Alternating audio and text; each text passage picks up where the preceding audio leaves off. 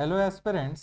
So in the second class of philosophy हम लोग और डेप्थ में ये इंट्रोडक्शन पार्ट को जो पार्ट टू में हम लोग आज देखेंगे। इसमें काफ़ी हद तक और क्या क्या चीज़ें यूज़ होती हैं फिलोसफी में, ये सब देखेंगे। फिर एक एक करके हर फिलोसफी के बारे में हम देखते जाएंगे।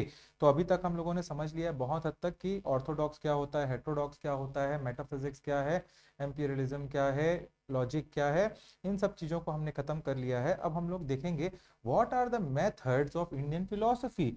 इंडियन फिलोसफी में क्या मेथड्स यूज होते हैं। तो ये टॉपिक होगा आपका methods of Indian philosophy. Knowledge के क्या तरीके होते हैं ये हमको समझना है।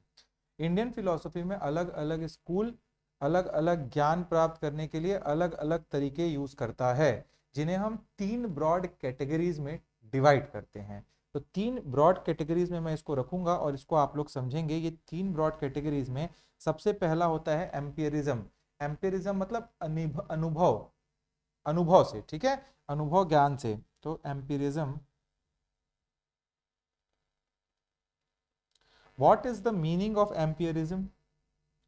इस मेथड के अनुसार अगर मैं इस मेथड को स्पेसिफिकली समझाना चाहूँ तो सेंस परसेप्शन जो होता है, हम जो आंखों से देखते हैं, कानों से, आंख से आप देखते हैं, कानों से आप सुनते हैं और नोज से आप स्मेल करते हैं, जीभ से आप टेस्ट करते हैं, यही ज्ञान का एकमात्र सोर्स है। जब मैं एम्पियरिज्म की बात कर रहा हूं तब आपको एकदम क्लियर इजीएस्ट लैंग्वेज में बता रहा हूं। जो भी चीजें आप सेंस परसेप्शन से देखते हैं, touch, feel, taste, smell, ear, eyes, तो इन सब चीजों से जो आप देखते, सुनते, बोलते हैं, इन सब चीजों को हम एम्पियरिज्म कहते हैं। जैसे हमने चारवाक स्कूल में देखा था, वो कहते हैं कि सिर्फ वही सच है जिसे हम अपनी इंद्रियों से अनुभव कर सकते हैं। पैसा को खर्चा कर रहे हैं, दूध पी रहे हैं, दही पी रहे हैं, घी पी रहे हैं, ऐसे टाइप से माहौल बना हुआ, पिए पड़े वैसे टाइप से, तो उस टाइप से क्या होगा कि वही बोलना चाह रहा है, जिसको आप फील कर सकते हैं। जब आप किसी चीज को छोड़कर या देखकर उसके बारे में, आप किसी चीज को छूकर या देखकर उसके बारे में जानते हैं, तो आप एम्पिरिज्म को यूज कर रहे हैं। ठीक है, सामने पनीर रखा है, पनीर को देख के आप जान जा रहे हो कि पनीर है, टच करके जान जा रहे हो। ठीक है, तो वो होता है आपका एम्पिरिज्म। जैसे एग्जांपल लेते हैं, एक छोटा बच्चा जब आग को पहली बार छूता है, छोटा बच्चा जो जीवन में आग के बारे में नॉलेज ही नहीं है, जब वो आग को पहली बार छूता है तो वो जलता है, इजंट इट, वो जलता है कि नहीं जलता है, तो वो अनुभव से सीखता है कि आग गर्म होता है। यही है प्योर एम्पियरिज्म। ठीक है, जो आपको फील होता है। वो बच्चे को कैसे मालूम पड़ा कि आग गर्म होता है? जब वो जला उससे, तो नेक्स्ट टाइम नहीं जाएगा वो उस पे। जैसे एक हाथी वाला एग्जाम्पल आप लोगों ने सुना होगा, एक छोटे हाथी को एक कुंडी लगा के पैर को बांध दिया जाता है रस्सी से। अब वो हाथी बचपने में तो उसके पास उतना पावर नहीं होता कि उसको तोड़ के वो आगे बढ़ जाए, बट बड़े होने के बाद उसके लिए कुछ नहीं है वो। बट वो बचपने में जब पैर को खींचता था तो उसके पैर में इतना पेन होता था उससे कि उसको वो इतना बड़ा हो चुका है, घर तोड़ सकता है, फिर भी उसको एक बस रस्सी से बांध दिया जाता है। तो उसको क्या लगता है कि नहीं नहीं नहीं, अभी भी खींचूंगा पैर तो बहुत 10 दिन तक दर्द देने वाला है। तो ये होता है एम्पियरिज्म, जो अनुभव से, जो आप सेंस की फीलिंग से आप सीखते हैं। ये एक फिलोसफी का थॉट है जो हमारे इंडियन फिलोसोफर काफी यूज करते हैं। दूसरा थॉट है रैशनलिज्म का, तर्क ज्ञान, तर्क से कैसे बात होता है, rationalism, what is it. Rationalist जो होते हैं, रैशनलिस्ट बिलीव करते हैं कि सिर्फ परसेप्शन काफी नहीं है, सिर्फ और सिर्फ अनुभव काफी नहीं है, इन्फ्रेंस और लॉजिकल रीजनिंग भी ज्ञान का सोर्स होता है। ये इसका मतलब ये नहीं है कि आग गर्म है तो छुएंगे तो गर्मी, जलेंगे ही जलेंगे। ठीक है, जलोगे ही जलोगे, बट हर चीज में यही वाला लॉजिक नहीं लगेगा कि जो आप छू पा रहे हो, जो देख पा रहे हो, जो सुन पा रहे हो वही सही है। इनका कहना है बहुत सारी चीजें इन्फ्रेंस निकाली जा सकती हैं और लॉजिकल रीजनिंग भी ज्ञान का एक सोर्स है। इसे हम इस पर्टिकुलर चीज से हम चीजों के बारे में जान सकते हैं जो हम डायरेक्ट देख नहीं सकते हैं। जो नहीं देख पा रहे हो वो भी जान पाओगे आप रैशनलिस्ट होके। एग्जाम्पल, न्याय और वैशेषिका स्कूल जो हमने पढ़ा, न्याय में मैंने क्या बताया था, आग, धुआं हुआ है तो आग तो जली होगी। वैशाखिका में मैंने बताया था एटम्स के ऊपर पूरा बेस्ड है दुनिया, इसने किया था पूरा यूनिवर्स। ये कहते हैं कि परसेप्शन के साथ अनुमान, इन्फ्रेंस का मतलब क्या होता है, आप अनुमान लगाते हो ना कि कितने एक टेस्ट दे के आते थे हम बचपने में, तो बोलते थे 20 में से कितने आएंगे, 18 नंबर तो आ जाएंगे, आते थे 11 नंबर या 20 नंबर, तो वो अनुमान लगाया जाता है। तो इनका कहना था ठीक है परसेप्शन तो ठीक है, बट उसके साथ इन्फ्रेंस जो अनुमान है वो भी एक ज्ञान का सोर्स है। जैसे आप अगर पहाड़ पर धुआं देखते हो तो आप इन्फ्रेंस लगा सकते हो ना कि वहां पे आग लगी होगी, फॉरेस्ट फायर हुआ होगा। आपने आग को देखा नहीं, पर लॉजिक से आपने क्या किया, उसके बारे में जाना। तो समझ रहे हो आप लोग, ये होता है राशनलिज्म। और आखिरी होता है आपका अथॉरिटेरियनिज्म। अथॉरिटेरियनिज्म ये होता है शब्द ज्ञान। What is authoritarianism? इस मेथड में ज्ञान का सबसे बड़ा सोर्स होता है, कोई अथॉरिटी से आप उस सोर्स को ले रहे हो। जैसे हम लोग संविधान से हमारे देश को चलाते हैं, वैसे ही जो अथॉरिटीज मतलब क्या, शास्त्र, स्कल्पचर्स, या किसी महापुरुष, बहुत गॉड लेवल, जैसे आदि शंकराचार्य हैं, उस टाइप के महापुरुष ने कुछ एक्सपीरियंस से बताया हो चीजों को, तो उसको माना जाता है। ये उन, आप बोल सकते हो उन ट्रांसीडेंट रियलिटीज टाइप का है, जैसे गॉड, सोल, कर्मा को समझने के लिए बहुत जरूरी होता है ये अथॉरिटेरियनिज्म, जिसमें आप कुछ शास्त्रों को पढ़ते हो, कुछ महापुरुषों की बातों को सुनते हो, उसके लिए जरूरी है। इन चीजों को हम अपनी इंद्रियों से, परसेप्शन से या अनुभव दैट इज इन्फ्रेंस से नहीं समझ सकते हैं। ठीक है, आप कैसे इन्फ्रेंस करोगे? भगवान दिख जाएंगे क्या सपने में आपको? बहुत मुश्किल है भाई, आप मतलब सदियों लग जाएंगे आपको तपस्या करते, तब पल भर के लिए भी कोई आपको अल्लाह और भगवान नहीं दिखने वाले हैं। इतना टफ है भगवान तक पाना। तो ये कैसे मालूम पड़ता है? जिन लोगों ने पाया है उन्होंने बताया है और हमको ये पता चलता है।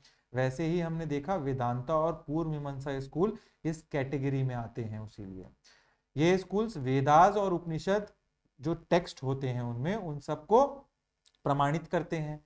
मीमांसा कर्म कांड की बात करता है, वेदांता द्वैत, अद्वैत, विशिष्ट अद्वैत की बात करता है।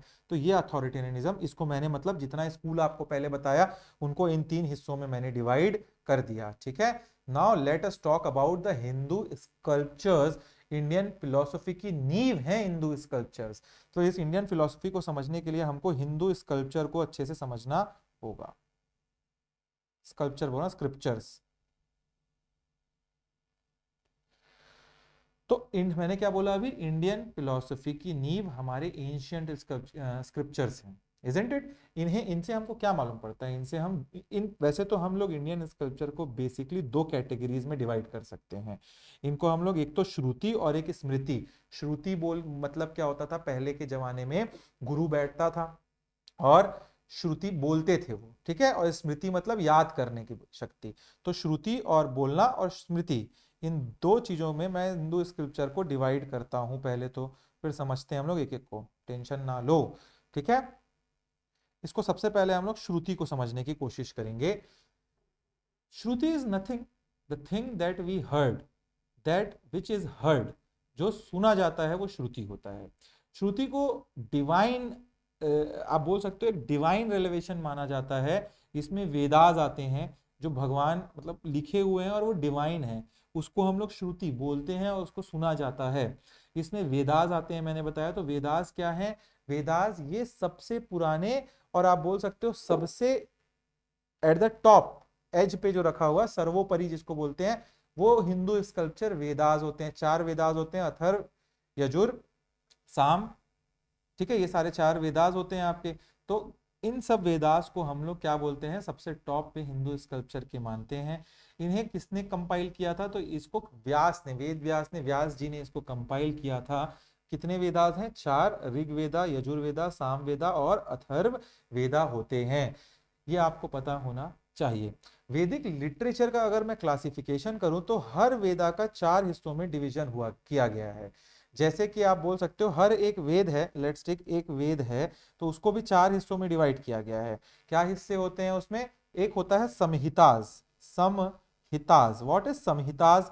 तो हर वेदा में जो हायम्स और मंत्रा लिखे हैं ना, तो मंत्र उच्चारण होता है, वो मंत्र जो होते हैं उस वो होते हैं संहितास, ठीक है। जैसे ऋग्वेदा की संहिता है, ऋग्वेदा में 1008 श्लोक लिखे हुए हैं, तो ये क्या हो गए, हायम्स हो गए, या मंत्र जिसको बोलते हैं आप लोग, जो आप लोग पंडित लोगों को देखे हैं ना, आप लोग पंडित लोग मंत्र पढ़ते हैं, वैसे हायम्स लिखे हैं। इसको हर एक वेद को 4 हिस्सों में डिवाइड किया गया है। संहितास, ब्राह्मण बोला जाता है दूसरे बुक को, वो क्या होते हैं, ब्राह्मण्स। ये आपके रिचुअल्स होते हैं, और उनकी मीनिंग को एक्सप्लेन किया गया जाता है कि क्यों कोई रिचुअल को कर, क्यों आप पानी को स्टार्टिंग में डाल रहे हो भगवान की पूजा के पहले, क्यों आप पहले गणेश जी की पूजा कर रहे हैं, फिर आप किसका आवाहन कर रहे हैं, वो सब चीजें कहाँ दी गई हैं। कोई रिचुअल आप कर रहे हैं, उस रिचुअल का क्या मीनिंग है, why you are doing that particular ritual is told in Brahmanas. And इसके बाद होता है अरंक्य। अरंक्य क्या होता है, अरंक्य, ARANYAKAS। अरंक्य को हम लोग फॉरेस्ट टेक्स्ट बोलते हैं, अरंक्य का मतलब फॉरेस्ट ही होता है, ठीक है। तो व्हाट डज इट मीन, जो सन्यासी होते थे ना, और हर्मिट्स होते थे, उनके लिए ये आपका अरंक्य है, जो सन्यास ले लिए हैं। अरंक्य मतलब जो सन्यास ले लेते थे वो घर छोड़ के चले जाएं, और चले जाएं कहाँ, जंगल अंगल में, तो अरंक्य पढ़ा करते थे, उनको उस टाइप की ज्ञान की बातें, अब उसको नहीं समझना है हमको, हमने सन्यास नहीं लिया है अभी फिलहाल, ठीक है किसी ने। तो नेक्स्ट इज उपनिषद। उपनिषद क्या है, ये वेदास, वेदास का आप बोल सकते हो फिलोसॉफिकल पार्ट है। वेदास को हर एक आम आदमी के लिए श्लोकों को समझ पाना बहुत टफ था, तो हमारे जो पुराने लोग थे उन्होंने उपनिषद बनाए। इन्हें वेद का अंत कहा जाता है, वेदांत कहा जाता है इनको, वेदांत भी कहते हैं हम उपनिषद को। इसमें हम आत्मा की बात करते हैं, ब्रह्मा की बात करते हैं, जिसको हम कोर मानते हैं, और इन सब फिलोसॉफिकल डिस्कशंस को यहाँ देखा जाता है कि ब्रह्मा का ब्रह्मलीन होना, अहम ब्रह्मास्मि, ये सब आपका उपनिषद में ही देखने को मिलेगा आपको। Now let us talk about Vedangs. What is Vedangs, यहां तो आपने श्रुति समझ लिया, ठीक है। अब इसके अंदर वेद के, वेद के अंग के बारे में पढ़ेंगे।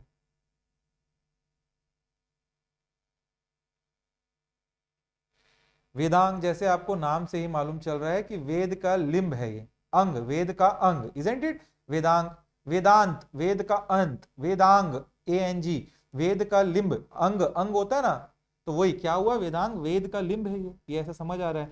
तो मतलब इसका ये है कि वे ये वैदिक टेक्स्ट को सही से पढ़ने, समझने और यूज करने में हेल्प करते हैं, उसको हम बोलते हैं वेदांग्स।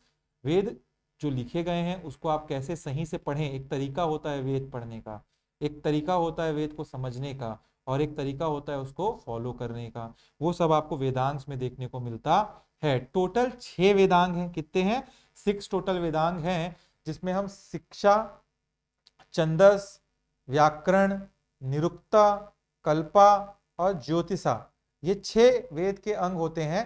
शिक्षा मतलब प्रोनाउंसिएशन, क्या क्या बोला मैंने, शिक्षा एक अंग आपको बताता है कैसे आपको प्रोनाउंसिएशन करना है किसी भी चीज का, ऐसा नहीं है किसी को भी कैसे भी पढ़ लोगे, कुछ को कुछ बोलोगे तो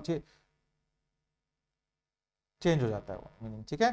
दैट दूसरा है चंदास, चंदास क्या होते हैं, प्रोसोडी होते हैं, ठीक है। Just a second,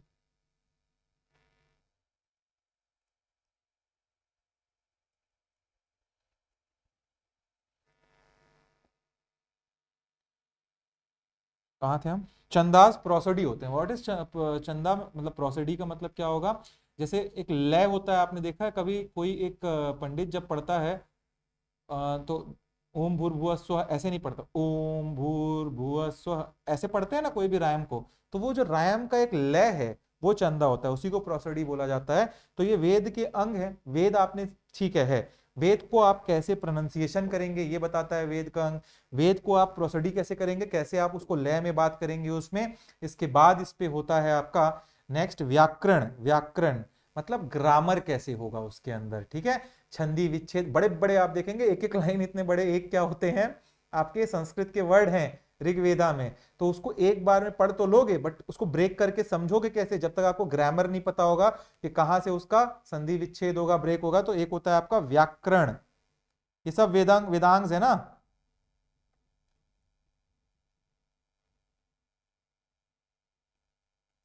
then next is Nirukta. What is Nirukta, तो ये है एटिमोलॉजी,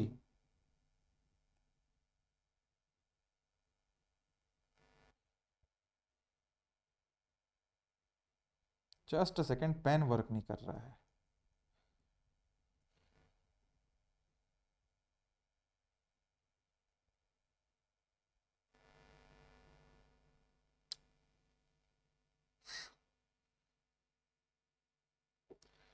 हाँ, तो कहाँ थे हम लोग?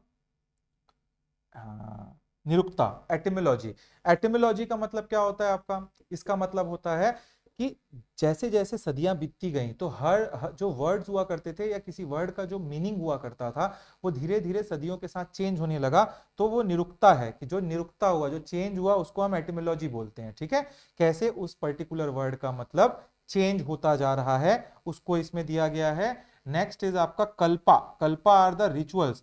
जो आप कर्म कांड करते हैं ना, रिचुअल्स की, टीका लगाएंगे, पानी का दूबी से पानी छिड़केंगे, इसके बाद अलग अलग प्रकार के बहुत सारे कर्म कांड होते हैं। किस उंगली से टीका लगाया जाएगा, कहाँ पे दिया जलाया जाएगा, कब हवन में क्या डाला जाएगा, वो सब रिचुअल्स यहाँ दिए गए हैं।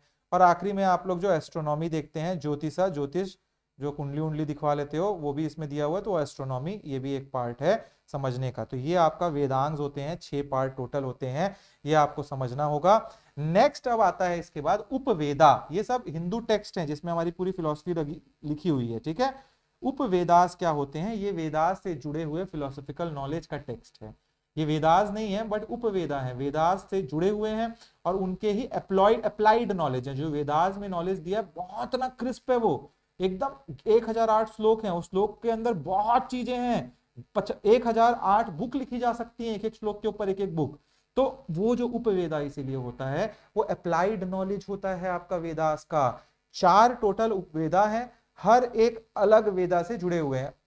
हर के लिए एक लिखा जा सकता है बुक, बट अभी आपको पता होना चाहिए, मतलब हर एक श्लोक के लिए भी बुक लिखा जा सकता है। मैं ये बताना चाह रहा हूं आप लोगों को, इतना डीप है एक एक श्लोक। ठीक है, और पूरी पीठ के शंकराचार्य जी तो अभी ऋग्वेदा पे लिख भी रहे हैं लगातार books. He is a great mathematician. आप कभी उनके बारे में आप पढ़ना चाहें तो पढ़ सकते हैं इंटरनेट में। ही राइट्स, ही सेज कि everything in the world, every mathematical equation and everything is there in the Vedas. ठीक है, so वो उसी को, he is a mathematician also, he is trying to do that particular thing. now उपवेदा मैंने बताया applied knowledge होता है। Total आज की डेट में हमारे पास 4 उपवेदास हैं। हर एक वेद, 4 वेद हैं तो 4 उपवेदास हैं उसके लिए। जैसे एक आपका क्या है, ऋग्वेदा के अंदर से हमने टेक्स्ट निकाला और आयुर्वेद बनाया। आयुर्वेद से आप मेडिसिन वेडिसिन देख लेते हो ना, आयुर्वेदिक मेडिसिन मेडिसिन की बारे में जानकारी कहाँ से आती है? तो ये सब दिया हुआ ऋग्वेदा में। उसका इन्फ्रेंस निकाल के इसके उसके नॉलेज को अप्लाई करने के लिए अप्लाइड नॉलेज को आयुर्वेदा बनाया गया। ठीक है, इसके बाद नेक्स्ट आपको पता होना चाहिए मिलिट्री साइंस। यजुर्वेद के अंदर दिया हुआ है धनुर्वेदा, धनुष कैसे चलाएं, या कोई भी आपका मिलिट्री इक्विपमेंट कैसे चलाएं, पुराने जमाने वाले, आज के नहीं भाई, न्यूक्लियर अटैक के बारे में नहीं दिया है इसमें। ठीक है, नेक्स्ट इज गांधर्व वेदा। ये म्यूजिक के बारे में बोलता है। साम वेदा के अंदर एक सब वेदा है गांधर्व वेद, और वो बताता है आपको म्यूजिक के बारे में।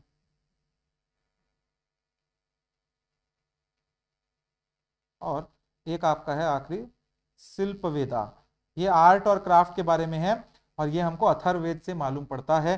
तो आयुर्वेद कहाँ से आया? ऋग्वेद से। धनुर्वेद कहाँ से आया? यजुर्वेद से। ये लिख के रख सकते हो, प्रीलिम्स विलिम्स में आ गया ना तो बना लोगे। सामवेद से गंधर्ववेद, और शिल्प वेद आया अथर्ववेद से। ठीक है, ये उपवेदा होते हैं, आपको पता होना चाहिए। नेक्स्ट मैंने यहाँ पे श्रुति की बात की थी, और श्रुति के अंदर ही मैंने इतनी सारी चीजें, आप कहाँ गया यार श्रुति, हाँ श्रुति, और श्रुति के अंदर इतनी सारी चीजें मैंने बता दी आपको, जो चीजें हमारे टेक्स्ट हमको मालूम थे।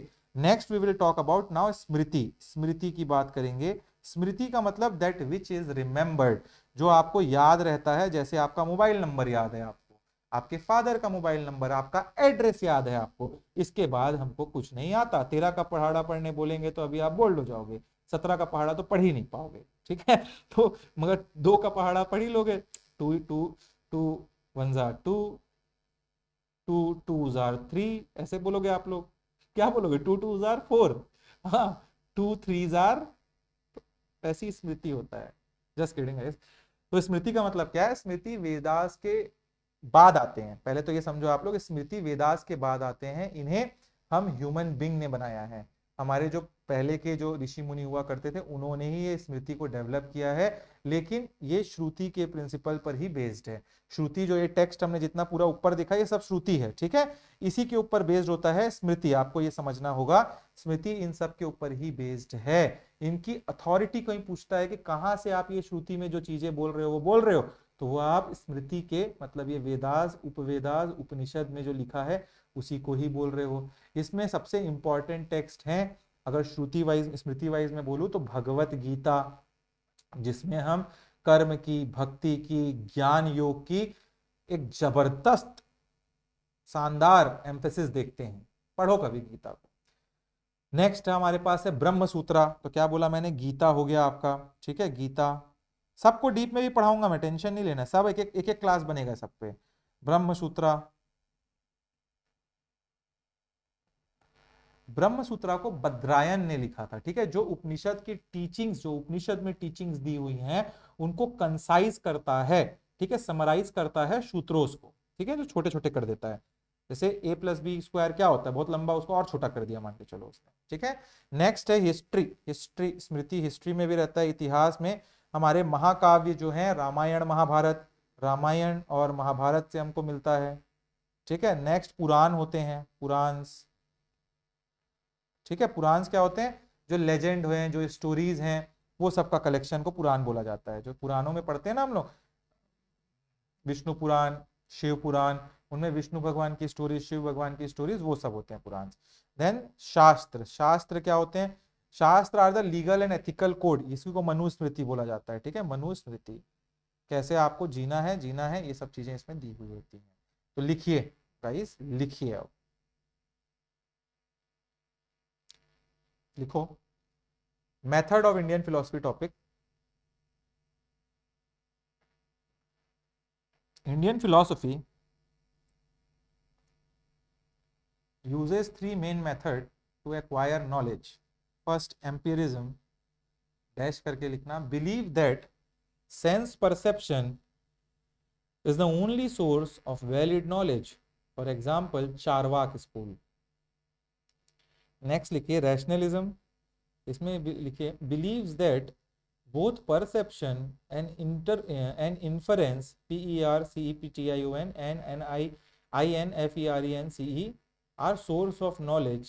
For example, Nyaya and Vaisheshika and Buddhism, Nyaya Vaisheshika and Buddhism. Next लिखिए ऑथोरिटेरियनिज्म, इसमें लिखिए believes that knowledge of transcendent truth, TRANSCENDENT,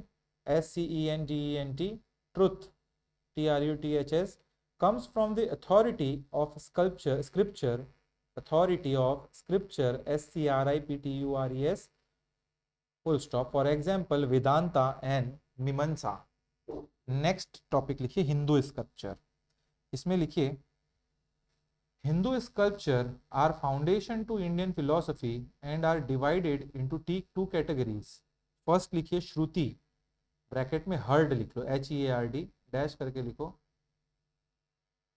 divine revelations, REVELATIONS, comma including the Vedas, full stop. The four Vedas, Rig, Yajur, Sam, Athar and Yathar, full stop. Each Vedas have four parts: Samhitas, Brahmans, Arankya and Upanishads. Next लिखिए स्मृति, bracket में remembered लिख लो, REMEMBERED, इसमें लिखिए text compiled by human which are secondary in authority to the Vedas. They include Bhagavad Gita, a philosophical dialogue harmonizing karma and bhakti. Next लिखिए इसमें ब्रह्म सूत्रा, a text by Badrayan that summarizes Upanishad. Next लिखिए इतिहास, the epics such as Ramayana and Mahabharata. Next लिखिए Puranas, collection of legends etc. And last शास्त्र, legal and ethical code such as Manusmriti. Next लिखिए आप auxiliary text करके लिखिए वेदांग्स, उसमें सबसे पहला वेदांग्स, इसको लिख लेना जो स्क्रीन पे लिखा है ना सबको, 6 वेदांग्स है, इसमें लिखा रहा हूँ पहले। 6 auxiliary text that help in understanding the Vedas. शिक्षा, निरुक्ता, छंदास, कल्पा, व्याकरण। ये पूरा इसको ऐसे ही लिख लो जो मैंने लिखा है ना, सेम इसको, ठीक है। ये हो गया। और आखिरी है उपवेदा, तो इसमें लिख लीजिए 4 specialised text associated with Vedas. Example Ayurveda, Rigveda से लिया गया, ऐसे पूरा लिख लेना। धनुर यजुर से, गांधर्व साम से, शिल्प अथर्व से, ठीक है। तो ये हो गया आपका श्रुति स्मृति के बारे में बहुत अच्छा एक डिस्कशन हम लोगों के बीच में। Next we will talk about math. Next रुक जाओ,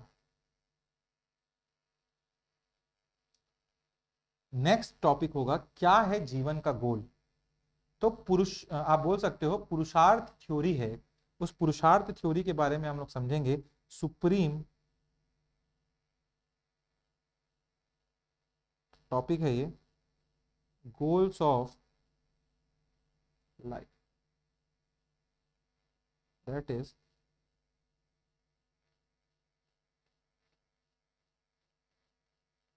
पुरुषार्थ क्या है। अगर मैं बात करूं इंडियन फिलॉसफी के अनुसार, हर इंसान के जीवन का 4 सुप्रीम गोल या उद्देश्य होता है, हर इंसान का, हिंदू फिलॉसफी के हिसाब से, जिन्हें हम पुरुषार्थ कहते हैं। यही पुरुषार्थ थ्योरी है। पुरुषार्थ का मतलब है जो भी एक इंसान, ह्यूमन बींग, जो भी मनुष्य द्वारा प्राप्त किया गया, मतलब पुरुषार्थ का मतलब है जो मनुष्य द्वारा प्राप्त किया जाना चाहिए, ठीक है। आपको ये समझना है, ये चीजें मनुष्य के द्वारा प्राप्त किए जाने चाहिए, वो है पुरुषार्थ। ये 4 चीजें क्या है समझेंगे। ये एक इंसान को एक पूरी और एक बहुत ही इक्विलिब्रियम में, जिसको बोलते हैं संतुलित लाइफ का रोड मैप देता है, आप सोच सकते हो, ठीक है। तो ये आपके लाइफ का गोल होना चाहिए, आपको भी इसको फॉलो करना चाहिए। समझते हैं, बहुत अच्छे से समझना, आपके भी जीवन में काम आएगा। पहला क्या है पुरुषार्थ थ्योरी के हिसाब से, अर्थ। अर्थ का मतलब क्या होता है, अर्थ का मतलब अर्थ नहीं होता, ठीक है। अर्थ का मतलब यहां पे होता है wealth and material, wealth and material prosperity. What is Artha, Artha का मतलब क्या है। अर्थ का मतलब है मटेरियल रिसोर्सेज, जैसे पैसा, प्रॉपर्टी, बिजनेस और आपका प्रोफेशन। ये सभी जरूरी है अपनी लाइफ को चलाने के लिए आपके। तो पहला गोल जीवन का क्या हो गया आपका, पैसे कमाना। इतना पैसा कमाओ, याद रखना जीवन में, जो बोलते हैं ना लोग कि पैसा कोई काम का चीज नहीं है, पैसा तो सेकेंडरी है, पहले कमा लो। इतना कमाओ, इतना कमाओ कि कोई आपके सामने आए ना तो पैसे रख देना, भैया लो और जाओ, ऐसा पैसा कमाओ, ठीक है। मतलब करप्शन करके नहीं कमाना है, लाख रुपए भी साल का, महीने का बहुत होता है। पैसा कमाओ मतलब, ये मेरा बोलना है, ऐसा नहीं बोल रहा हूं मैं कि आप लोग जो समझ रहे हो। तो वेल्थ, अर्थ, अर्थ का मतलब क्या है, मटेरियल रिसोर्सेज, ठीक है। Property, businesses, profession, that should be there. बहुत लग रहा होगा सर किस टाइप की बात कर दे रहे हो आप, यहाँ पे फिलोसफी पढ़ा रहे हो, दुनिया बोलती भैया अच्छा बनना, अच्छी जगह, अपनी जगह अच्छा बनना। पैसा नहीं होगा तो आप क्लासेस नहीं कर पाते अभी, दैट इज द फैक्ट। पैसे नहीं होते तो इंटरनेट नहीं डला पाते, मोबाइल नहीं होता आपके हाथ में। तो कितना इंपॉर्टेंट है पैसा। जो बोलते हैं लोग ना कि पैसा इंपॉर्टेंट नहीं है, बोलना हाँ ठीक, पैसा आपके लिए इंपॉर्टेंट नहीं होगा, बहुत हम कमा लेंगे एक टाइम के बाद, हमारे लिए भी नहीं होगा, कमाने के बाद नहीं होता इंपॉर्टेंट, पहले कमा लो उसको, ठीक है, दबा के कमाना है हमने। नेक्स्ट इज व्हाट, आपका काम, that is called as righteousness and moral duty. What is it, काम का मतलब धर्म। अगर मैं बात कर रहा हूं धर्म सबसे इंपॉर्टेंट, अब नहीं सॉरी काम की बात कर रहा हूं ना अभी मैं। काम का मतलब है डिजायर, प्लेजर एंड हैप्पीनेस। क्या, अरे यार sorry sorry sorry, just a second, मैं ना धर्म लिख दिया हूं काम के बदले में। कभी कभी दिमाग कहाँ चलता है, प्लेजर एंड हैप्पीनेस। काम का मतलब होता है डिजायर, प्लेजर एंड हैप्पीनेस। इसमें आप रिलेशनशिप हो सकता है आपका, ठीक है। आप मैरिड है तो आपका रिलेशनशिप, आप अनमैरिड है तो बॉयफ्रेंड गर्लफ्रेंड चल रहा है, ये काम है। Next is food, music, art, ये सब भी काम होता है। फूड इज ऑल्सो अ काम, आपको प्लेजर दे रहा है ना, किसी भी चीज से आपको डिजायर पूरा हो रहा है, प्लेजर मिल रहा है आपको और हैप्पीनेस मिल रहा है। खाने से बहुत है, जा रहे हैं पिज्जा, चीज बस्ट, पैसा कम पड़ रहा है, चीज बस्ट मंगा, चीज बस्ट का चीज पुल देख के खुशी मिल जा रही है। होता है कि नहीं होता है कभी कभी, हाँ। मैकडी एगडी चले रहा है, बर्गर वर्गर खा ले रहे हैं, बहुत मजा आ जा रहा है, मैक महाराजा खा के आ गए, होता है ऐसा, मगर खाना नहीं चाहिए, मेरा ऐसा मानना है। ठीक है, मगर चीज पूल देख के मजा जरूर आता है, इस पे हम कोई दो राय नहीं रखेंगे। चीज पूल देख के खाने के बाद भले खराब चीज है वो, बट दैट इज, जाते ही इसीलिए हम लोग पिज्जा खाने, ठीक है। तो काम का मतलब क्या समझे आप, डिजायर, प्लेजर और हैप्पीनेस, जो भी चीज है, चाहे वो रिलेशनशिप हो, फूड हो, म्यूजिक हो, आर्ट हो, ये सब चीजें आपको खुशी देती हैं, वो सब शामिल होता है काम में। ठीक है, वीकेंड पे अगर आप दोस्तों के साथ मूवी देखने चले गए, दोस्तों के साथ घूमने चले गए, या अच्छा सा एक मस्त हेडफोन लगाया और एक बहुत बढ़िया सा पानी गिर रहा है छत पे, हवा चल रहा है आपके टेरेस पे, और आप मस्त हेडफोन में एक बहुत सूदिंग सा गाना चला रहे हो, ये सब काम का हिस्सा है। आपको कामनेस मिलता है, उससे प्लेजर मिलता है। काम नेचुरल है, बहुत नेचुरल चीज है। बट एक बात बोला जाता है कि कभी भी आप प्लेजर की बात करो तो वो हमेशा आपको धर्म के अंदर एंजॉय करना है उसको, ठीक है, धर्म के अंदर ही एंजॉय करना है, ताकि वो किसी और के लिए हार्मफुल ना हो। अब किसी को प्लेजर आ रहा है, किसमें प्लेजर आ रहा है, गाड़ी के टायर पंचर करने में, तो इसका मतलब ये नहीं है कि आप घूम घूम के टायर पंचर करोगे, और बाद में पूछा जाएगा आपसे क्यों टायर पंचर कर, मजा आ रहा था बहुत, प्लेजर ही प्लेजर, हैप्पीनेस हो रहा था, ऐसे हैप्पीनेस नहीं करना है। ठीक है, हैप्पीनेस ऐसे रहना चाहिए जो धर्म के अंदर हो, जो आप कर रहे हो किसी और को उससे दिक्कत ना होनी चाहिए। ठीक है, नेक्स्ट हम बात करेंगे धर्म की, इसीलिए धर्म के अंदर होना चाहिए, तो धर्म, this is the easiest explanation I can give for all this things. बहुत टफ है ये सब चीजें समझना, वरना राइटियसनेस एंड मोरल ड्यूटी, यही मैं बोल रहा हूं, धर्म के अंदर चीजें करो। धर्म, जो चारों पुरुषार्थ की जो थ्योरी में चार जो इंपॉर्टेंट चीजें ना, अर्थ, काम, धर्म और मोक्ष, मोक्ष इसके बाद पढ़ाऊंगा, उन सब में सबसे इंपॉर्टेंट कहीं बोलूं मैं तो धर्म है। ठीक है, इसका मतलब है दैट विच सस्टेन्स, वो, ये वो moral, ethical and religious duties है जो हमें अपने अपने परिवार के लिए और अपने समाज के ऊपर, मतलब समाज के लिए निभानी चाहिए। ठीक है, तो ये धर्म होता है, आप अपने लिए जो ड्यूटीज कर रहे हो, मोरल ड्यूटी है, राइटियसनेस, फैमिली के लिए और अपनी कम्युनिटी के लिए, वो सबको बोलते हैं हम धर्म। एक स्टूडेंट का धर्म क्या है, आप एक स्टूडेंट हो, उसका धर्म क्या है एस्पिरेंट का, कि वो अच्छे से पढ़ाई करे। एक ऑफिसर आप बन जाएंगे तो उसका धर्म क्या होगा, कि आप ईमानदारी से काम करें। इसका मतलब धर्म एक गाइडिंग लाइट की तरह है, अर्थ और काम को सही डायरेक्शन में लेके जाता है धर्म। अगर ये हट जाएगा तो अर्थ कमाने के लिए करप्शन करने लगोगे, ये हट जाएगा, धर्म नहीं रहेगा तो काम के लिए आप कुछ भी करने लगोगे फिर तो यही है धर्म। मैं क्यों बोला कि सबसे इंपॉर्टेंट है इन सब चारों में, क्योंकि ये आपका गाइडिंग प्रिंसिपल है कि धर्म में रहते हुए अर्थ कमाना है। धर्म करो ना, बिजनेस 100 करोड़ का बिजनेस करो, पैसा ही पैसा। ठीक है, नेक्स्ट इज काम, काम को भी आपको धर्म में रहते हुए करना है। Last but not the least, नहीं लीस्ट भी है, last and least of this topic is moksha. इसी के लिए तो सब हम लोग जी रहे हैं यार, liberation of spiritual and spiritual freedom. क्यों जी रहे हो जीवन, क्या है, क्षण भर के लिए तो आए हैं हम सब। अरे यार, फिलोसफी पढ़ाते पढ़ाते ना, मैं बता रहा हूँ एकदम ही फिलोसफर, वो बाबा वाला फीलिंग आने लगता है थोड़ा सा। क्या है, आप उसी को पढ़ रहे हो आपको पढ़ाने के लिए, तो वो अंदर से ना एकदम से राइटियसनेस, धर्म, काम, मतलब एकदम ऐसा लगता है कि I am having the wisdom. ठीक है, तो लिबरेशन एंड, आपको भी यही लगेगा 15-20 क्लास पढ़ने के बाद, स्पिरिचुअल, बट इसको सस्टेन करना, freedom. Moksha is liberation and spiritual freedom. मोक्ष अल्टीमेट गोल है जीवन का, इसका मतलब है liberation from the cycle of birth and death. हम बोलते हैं ना, मोक्ष पाने तक आप हजारों बार, हजारों योनियों में पैदा हो सकते हो, मरोगे फिर जिंदा होगे, फिर मरोगे फिर जिंदा होगे, एक टाइम आएगा जब आप मोक्ष पाओगे। वैसे ही क्या बोला जाता है, बोधिसत्वाज होते हैं बुद्धिज्म में, मरते हैं फिर बोधिसत्वा बने, फिर बोधिसत्व, बुद्धा बनना या निर्वाणा प्राप्त करना इतना इजी नहीं है, मोक्ष इतना आसान नहीं है, ये कलयुग में बार बार आओगे, जब इसीलिए जीवन में अच्छा काम कर लो बोला जाता है आपको। ठीक है, तो आप ये भी बोल सकते हो आपको मोक्ष तब मिलता है जब आप सारे वर्ल्डली अटैचमेंट और डिजायर से आजाद हो सको। हम सब कोई वर्ल्डली अटैचमेंट से आजाद नहीं है, आंख नहीं दिख रहा चश्मा पहन रहे हैं, भूख लग रही है तो ऑर्डर करके खा रहे हैं, मोबाइल चला रहे हैं। अरे वर्ल्डली अटैचमेंट मतलब माँ बाप से तो प्यार है, ये सब चीजें जब छूट जाती है ना, जब ये पूरी दुनिया से परे, तब मोक्ष की प्राप्ति होती है। That is not what we have to अभी अंडरस्टैंड, बस इतना है कि मोक्ष ये होता है, आप मान के चलो वर्ल्डली लिबरेशन, वर्ल्डली अटैचमेंट और डिजायर से जब आप आजाद हो जाते हो, उसको हम मोक्ष की प्राप्ति मानते हैं। तो अभी तक जो मैंने चारों बताया आपको, तो आपको समझ आया पुरुषार्थ एक स्टेप बाय स्टेप प्रोसेस है।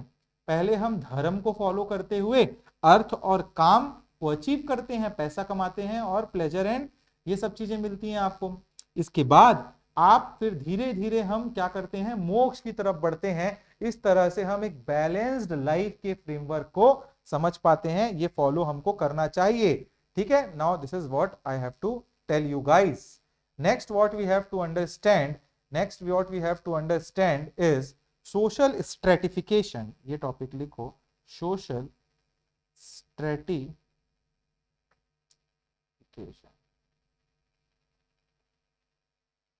मैं जब डिस्कस करते रहता तो अपने हिसाब से लिखते रह करो, ठीक है।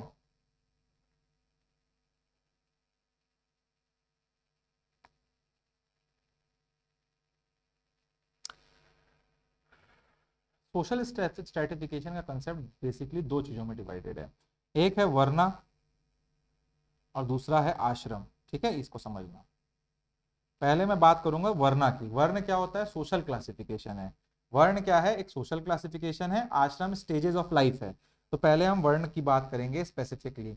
वर्ण का स्पेसिफिक अगर मैं ओरिजिनल मीनिंग की बात करूं तो इसका मतलब, वर्ण का मतलब होता है चॉइस या सिलेक्शन,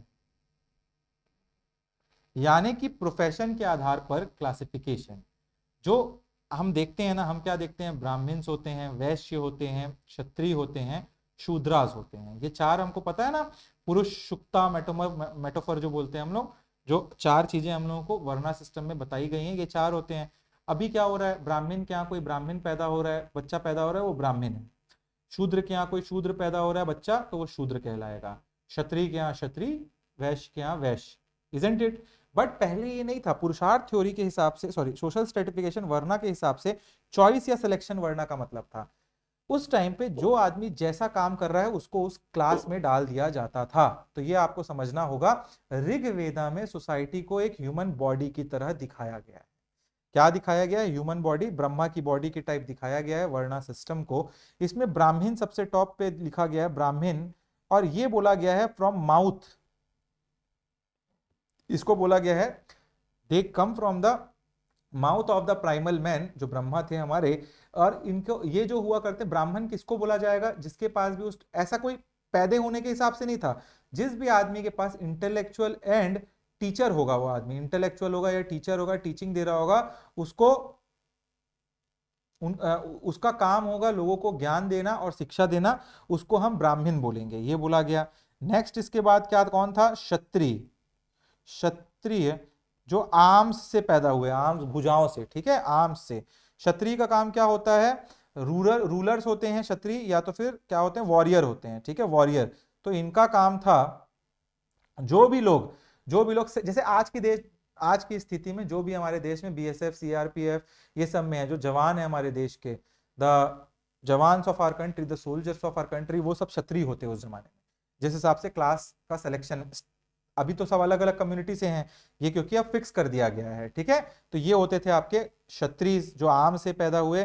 फिर वैश्य थे, वैश्य का काम क्या था, देवर द मर्चेंट, जो लोग क्या करते हैं, जो लोग सामान वामान बेचते हैं, ये हुआ करते थे। और फार्मर्स जो होते थे, इनको वैश्य में रखा जाता था।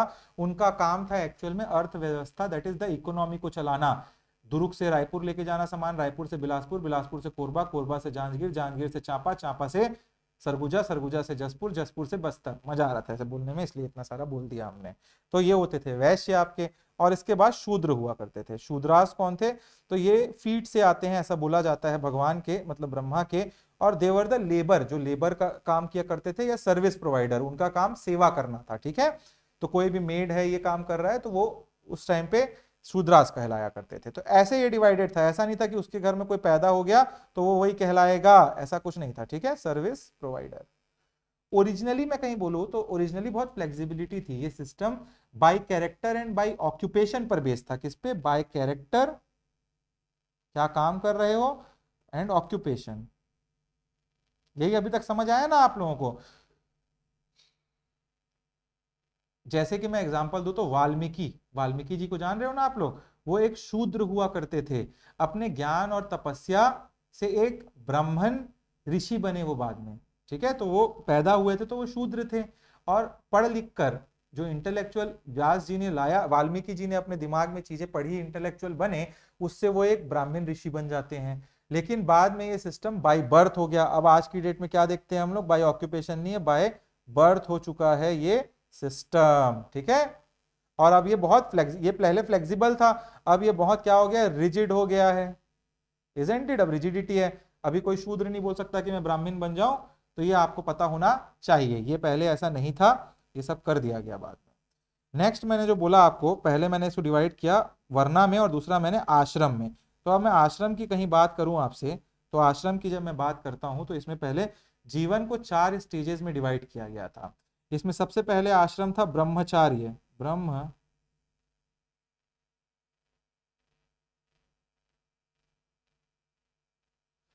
ब्रह्मचार्य मतलब ये स्टूडेंट स्टेज को, 18 साल से नीचे के लोगों को ब्रह्मचार्य बोला जाता था। वो लोग ब्रह्मचार्य आश्रम में रहा करते थे। इसके बाद लाइफ का एक लाइफ साइकिल है कि 18 साल तक आप ब्रह्मचार्य रहेंगे, फिर आप गृहस्थ जीवन में आएंगे। गृहस्थ जीवन क्या होता है? गृहस्थ जीवन में आप मैरिड लाइफ में रहेंगे, आप फैमिली बढ़ाएंगे अपना, आप बच्चों को पढ़ाएंगे लिखाएंगे, कमाएंगे, पैसा लाएंगे, घर में घर को चलाएंगे। तो ये गृहस्थ में डिवाइड किया गया। फिर वानप्रस्थ का एक टाइम आता है, ये आपका 60 साल की उम्र, रिटायरमेंट का टाइम है और सोशल सर्विस का टाइम बोला जाता है। तो वानप्रस्थ आप फिर आश्रम में रहेंगे। आश्रम मतलब कहीं जाके नहीं रहना, ये आश्रम डिवाइड है कि ब्रह्मचार्य फॉलो करना है, फिर गृहस्थ, फिर वानप्रस्थ। और वानप्रस्थ में आप क्या हो जाएंगे, आप सोशल सर्विस करेंगे, आप समाज के लिए अच्छा करोगे। आप बच्चों को पढ़ा लिया, बच्चों की भी शादी कर दिया आपने गृहस्थ में रहते। अब क्या बचा है आपका? अब रिटायर हो गए हो तो भाई सर्विस दो पब्लिक को, भाई आपकी कम्युनिटी को बढ़ाओ आप। आखिरी में आप फिर जब सब थक जाते हो, अब जीवन का आखिरी क्षण में आप संन्यास ले लेते हो। That is the complete detachment and spiritual life में आप चले जाते हो, ध्यान करते हो, भगवान को जपते हो, माला पढ़ते हो, वो वाला टाइम। तो ऐसा नहीं, कई लोग जो बोलते हैं ना बच्चों को स्टार्टिंग से एकदम दन दनादन धन पूजा ही माला जब पढ़ो पढ़ो पढ़ो भगवान के पास, पर ये पूरा क्लियर है हमारे में। पहले आप ब्रह्मचार्य में जाओ, फिर गृहस्थ में जाओ, फिर वानप्रस्थ में जाओ और संन्यास। जब आप ये सारी चीजों को करोगे तब आप एक कंप्लीट लाइफ को जी पाओगे। These are the stages of life given in the doctrine of that particular thing what we have learned. ठीक है, लिखिए इसमें पहले सुप्रीम गोल ऑफ लाइफ। लिखिए supreme goal of life. Artha में लिखिए the pursuit of wealth comma resource comma and material prosperity full stop. It should be aligned with dharma. Next लिखिए कामा, इसको ऐसे ही लिखना ना, प्लेजर एंड हैप्पीनेस, फिर डैश करके लिखना। The pursuit of pleasure desire and happiness full stop, it should be balanced with dharma. Next लिखिए dharma, the guiding principle of righteousness and moral duty full stop. It sustains society and provides a framework for earth and kama. Next is moksha. इसमें लिखिए the ultimate goal of liberation from the cycle of birth and death full stop. It is achieved through self realization and freedom from worldly attachment. Next लिखिए social stratification. इसमें लिखिए वर्णा, originally a social classification based on occupation and character, which later became rigid and based on birth full stop. The 4 varnas are, इसको लिख लीजिए, ब्राह्मण क्षत्रिय वैश्य शूद्रास। ठीक है, नेक्स्ट लिखिए ashrams, the 4 stages of life. इसमें इसको लिख लीजिए ब्रह्मचार्य, ब्रैकेट में स्टूडेंट लिख लेना, गृहस्थ में हाउस होल्ड लिख लेना, हाउस होल्डर, फिर वानप्रस्थ में रिटायर्ड लिख लेना, और आखिरी में संन्यास में आप लिख लो रिनुंसिएट, सब छोड़ दिया हमने। ठीक है, तो ये आप चारों को इसमें लिख लीजिए। Now we will talk about doctrine of karma, karma के बारे में पढ़ेंगे और फिर गुना पढ़ेंगे, और इसको आज की क्लास को हम खत्म कर देंगे। ठीक है, फिर अगले क्लास से आप लोग एक एक टॉपिक को देखेंगे हम लोग। Now right doctrine of Karma.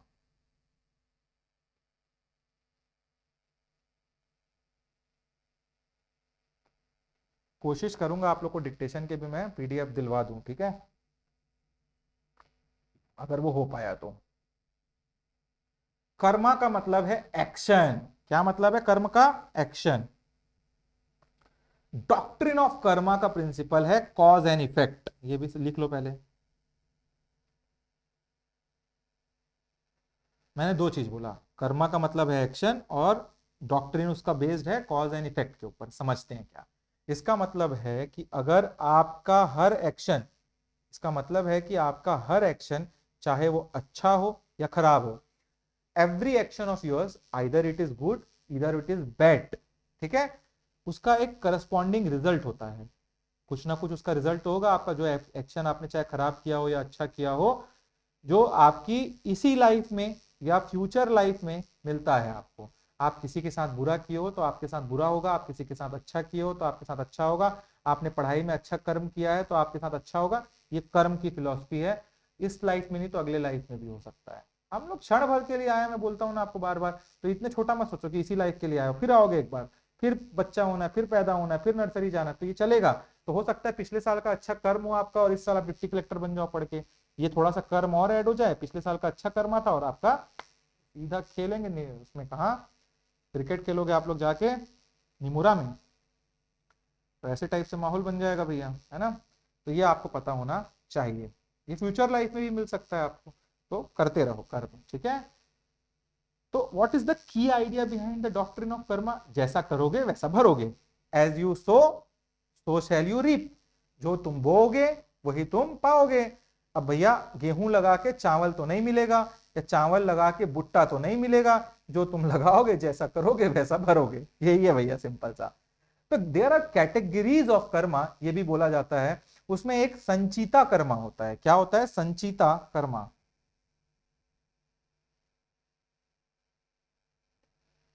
संचिता कर्मा का मतलब होता है पिछले जन्म से जुड़ा हुआ टोटल कार्मिक डेप्ट।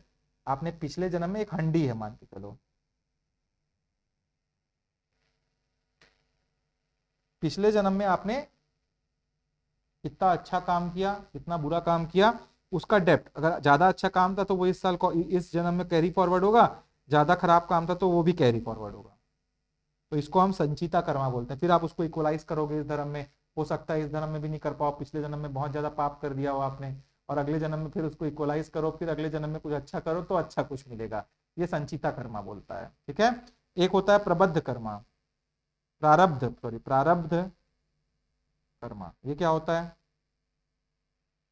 ये संचिता कर्मा का वो हिस्सा होता है जो आपकी इसी लाइफ में मिल रहा है आपको, ठीक है, ये आपकी डेस्टिनी है। मतलब इसी जन्म में आपने अच्छी पढ़ाई की और इसी जन्म में आपको क्या मिल गया, डिप्टी कलेक्टर बन गए, तो वो प्रबद्ध कर्मा होगा आपका, ठीक है, प्रारब्ध कर्मा, ठीक है। देन एक आपका होता है आगामी कर्मा। आगामी कर्म क्या होता है? ये वो हिस्सा होता है जो रिजल्ट आपको, नहीं इसके पहले मेरे को एक और कर्मा पढ़ाना चाहिए था आपको, ऐसे तो होगा नहीं ना, जस्ट अ सेकेंड। आगामी कर्मा के पहले एक और कर्मा हम भूल गए हैं लग रहा है हमको, वो है हाँ क्रियामान कर्मा। एकदम डीप में याद मत रखो, समझने के लिए बस, ये क्रिया, ये एकदम नहीं समझना, याद नहीं रखना अपने को। क्रियामान कर्मा, इस लाइफ में आप फ्री विल से जो एक्शन कर रहे हो, अपने मन मर्जी के मुताबिक आप जो भी एक्शन कर रहे हो, ये आपको फ्यूचर कर्मा, आपका जो फ्यूचर में कर्म को क्या आपको मिलेगा वापस में, वो आपको डिसाइड होता है, ये होता है क्रियामान कर्मा। और इसके बाद होता है एक आगामी कर्मा। आगामी कर्मा क्या होता है? ये क्रियामान कर्मा का वो हिस्सा होता है जो रिजल्ट आपको तुरंत मिलता है, ठीक है। तो ये आपको एकदम डीप में नहीं जानना है, बट इतना ही समझ लो बस, ये चारों कर्मा होते हैं करके, ठीक है। कर्म का और पुनर्जन्म का, दैट इज री इनकारनेशन का बहुत गहरा संबंध है, ये भी आपको पता होना चाहिए। हमारा आत्मा अपने साथ पिछले जन्म का कर्म लेके जाता है, इसीलिए बोलते हैं कर्म अच्छा करो। कई लोग बोलते हैं ना, चारवाक ये नहीं मानते हैं, देखो बहुत बहुत अलग अलग फिलोसफी में डिफरेंस है। चारवाक क्या बोलते हैं, कुछ नहीं है दुनियादारी, खाओ पियो ऐश करो मित्रों। बट यहाँ देखो कर्म की जब फिलोसफी की बात करते हैं तो वहां क्लियर है कि इस जन्म में, पिछले जन्म में आपने जो किया है वो इस जन्म में भी आपको, अगले जन्म में भी आपको इफेक्ट दिखाएगा। ये साइकिल आपकी तब तक चलती रहेगी जब तक आपको या हमको मोक्ष की प्राप्ति नहीं हो जाती, until and unless we don't achieve और attain बोल सकते हो मोक्षा। तो ये हो गया कर्म की theory. Next is doctrine of या कंसेप्ट ऑफ गुना। क्या पढ़ेंगे? कॉन्सेप्ट ऑफ गुण क्या होता है। आज सब समझ आ गया जो वर्ड बोलते हो कर्म गुण, ये क्या होता है, शास्त्र स्मृति श्रुति।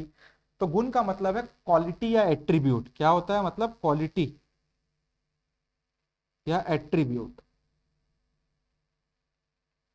सांख्य और योगा फिलॉसफी के अनुसार अगर हम बात करें, जो मैंने पहले भी बता दिया आपको, दो फिलॉसफी सांख्य और योगा की बात की थी ना, पतंजलि का योगा, तो इन दोनों के हिसाब से प्रकृति, प्रकृति और पुरुष दो बताया था मैंने। प्रकृति क्या बोला था, मटेरियल वर्ड होता है।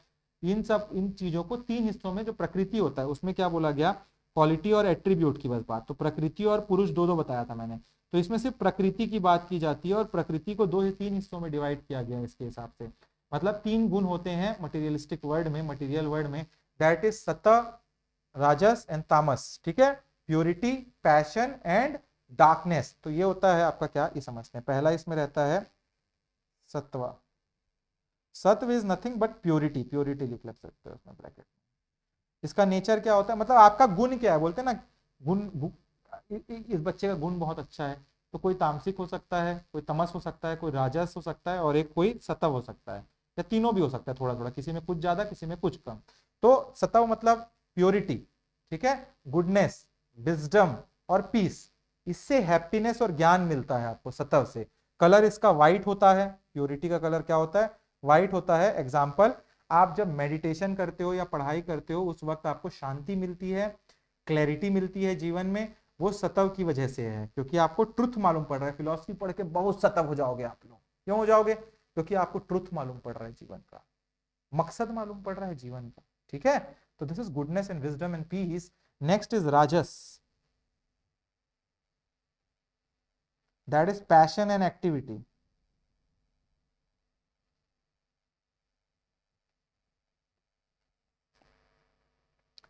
एक्टिविटी, पैशन, रेस्टलेसनेस, ये सब आता है राजस में। ये हमें काम करने के लिए फोर्स करता है, इससे दुख और अटैचमेंट आते हैं आपके जीवन में। ठीक है, इसका कलर होता है red. Let's take an example, CGPSC की तैयारी में मेहनत और जोश है आपके अंदर, वो राजस की वजह से है। क्यों, क्योंकि आपका पैशन है, आपको ये पेपर निकालना है, आप एक्टिविटी कर रहे हैं पढ़ने की, आपके अंदर पैशन है, आप रेस्टलेस हैं एकदम, तो आप अभी राजस मोड में भी हैं। ठीक है, तो ये रेड कलर से डिपिक्ट किया जाता है। लेकिन अगर ज्यादा हो जाएगा ये सारी चीजें, अगर ओवरवेलमिंग फीलिंग आने लगेगी, रेस्टलेसनेस बढ़ जाएगा, तो एंग्जाइटी भी आ जाती है इसी की वजह से। इसीलिए राजस होना चाहिए, आपको पैशन होना चाहिए, एक्टिविटी करनी है, मगर रेस्टलेस नहीं होना इसके लिए। ठीक है, तो आपको एंशियसनेस नहीं आनी चाहिए जीवन में। नेक्स्ट इज तामस। व्हाट इज तामस? तामस इज डार्कनेस और इनर्शिया, डार्कनेस। नेचर इसका क्या होता है, डलनेस, इग्नोरेंस, लेजीनेस। ये पर्टिकुलर तामस जो प्रवृत्ति होती है, ये हमको काम करने से रोकता है। ये जब आप लोग क्लास नहीं करते हो ना, बैठ के घर में क्लास बिंज वॉच कर रहे हो, तब आपका तामस करेक्टर, आपका तामस गुण आपके ऊपर हावी हो चुका है। तो राजस और सत्व को बढ़ाओ, तामस को नहीं बढ़ाना है आपको। ठीक है, सुबह जल्दी नहीं उठ पा रहे हैं, जल्दी उठने का मन नहीं कर रहा है, या पढ़ाई करने के लिए पता है क्लासेस हो रही हैं, नोट्स है, एग्जाम आने को है, बट प्रोकास्टिनेट किए जा रहे हैं, ये सब तामस के साइन है भैया। आपको एक बात बताऊं, मैं कई स्टूडेंट्स मेरे को बोलते हैं सर नींद नहीं खुलती, बहुत बड़ा इशू है आप लोगों के साथ, नींद नहीं खुलती है, पढ़ाई नहीं हो पाती उस वजह से, सुबह सुबह सर उठ नहीं पाते, कल रात में प्लान बनाए हुए थे और सुबह उठ नहीं पाए तो बड़ा स्ट्रेस हो गया तो हम पढ़ नहीं पाए, बड़ा दिक्कत, ये लूप में पकड़े रहते हैं। एक बात बताऊं मैं आपको एकदम ट्रूथफुली, समझिएगा थोड़ा बात को, आपका जो स्लीप है ना, वो आपको लग्जरी नहीं होना चाहिए, वो आपको अर्न करना होना चाहिए जीवन में। आप रात तक जब पढ़ रहे हैं, दिन भर आप शरीर को, आपके हर एक मिनट को इतना इतना काम करो हर एक मिनट में कि 5 मिनट का काम हो रहा हो उसमें। जब आप दिन भर ये करते रहोगे ना, धीरे धीरे धीरे धीरे ये करते रहोगे, हर एक मिनट को यूज करोगे, तब रात में जब सोओगे ना आप चैन की नींद, तो आपको उठने के लिए कोई टेंशन नहीं होगा। रीजन बिंग कि वो अर्न करना चाहिए नींद। नींद ऐसी नहीं कि रात के 12 बजे सोए सुबह 11 बजे तक सो रहे हैं, क्या मिलेगा ये सो के। आप अपने प्रीशियस टाइम को, जीवन में जो बहुत छोटे टाइम के लिए आए हैं उसके प्रीशियस टाइम को सो के बिता रहे हो। नहीं सोगे तो भी चलेगा उतना। Earn the sleep guys, earn the sleep if I am saying so. आप जब सोने जाओ ना तो इतना टेंशन फ्री होना चाहिए आपका दिमाग कि भाई आज का काम मेरे बहुत, मतलब 1x पे नहीं 2x पे किया है मैंने, वो होना चाहिए लाइफ का मोटो आपका। ठीक है, तो ये तामस को, कैरेक्टर को हटाओ। ये तीनों गुण आपका आपके हर चीज में होता है, हर इंसान में अलग अलग प्रपोर्शन में होता है। किसी के, तीनों मेरे अंदर भी होगा, आपके अंदर, सबके अंदर सत्व राजस तामस है, बट किसके अंदर क्या ज्यादा है, जिसके अंदर सत्व और राजस ज्यादा है वो बहुत बड़ा आदमी बनता है, जिसके अंदर तामस ज्यादा है वो सोए रहता है बिस्तर में और जीवन निकाल देता है सोते सोते, और दूसरे को गाली बकते बकते कि ये ऐसा हो गया वैसा हो गया। भैया मेहनत करो ग्राउंड में आके, तो काम हो ही जाना है। ठीक है, तो इसका नोट्स लिख लेंगे, इस पे लिखेंगे आप लोग डॉक्ट्रिन ऑफ कर्मा, इसमें लिखिए the law of cause and effect comma which every action has a consequence, where every action has, where नहीं है, विच नहीं है, वेयर है, ठीक है, where every action has a consequence that is experienced in this or future lives, it is linked to the cycle of rebirth. Next लिखिए concept of guna, इसमें लिखिए the three inherent qualities of material world bracket में प्रकृति according to Sankhya and Yoga philosophies are first Sattva, the quality of purity, lightness and harmony, full stop, it is associated with wisdom and peace. Next लिखिए Rajas, quality of activity, passion and restlessness, full stop, it is the force behind action and changes.